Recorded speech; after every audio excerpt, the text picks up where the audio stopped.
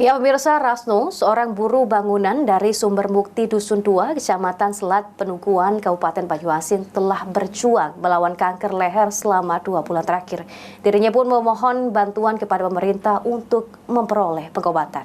Udah, dosis sebenarnya dari siapa sih? Suparman itu.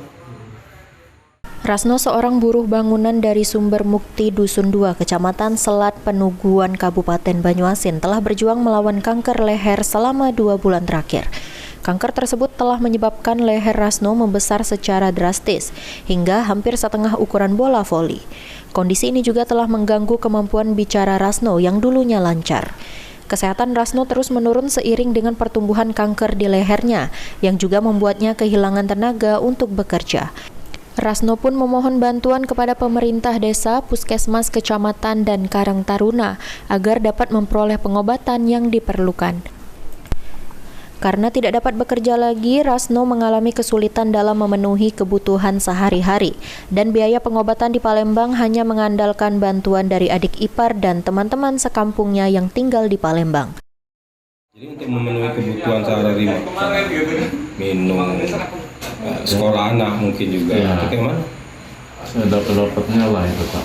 Kan? Karena kita juga nggak bisa kerja kan. Ya kan kalau dari adek ngasih kayak gitu.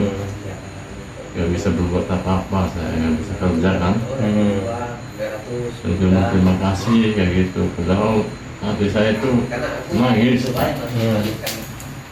Tentunya Pak yang ingin sembuh kayak dulu lagi, Bisa kerja lagi, mengajar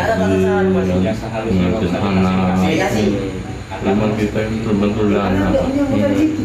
Karena itu tidak memungkinkan, yang minta tolong bantuan lah. Sementara itu, kedua anak Rasno tetap tinggal di desa untuk memenuhi kebutuhan makan dan biaya sekolah anak-anaknya. Rasno bergantung pada sumbangan dari orang lain. Suryadi, PAL TV.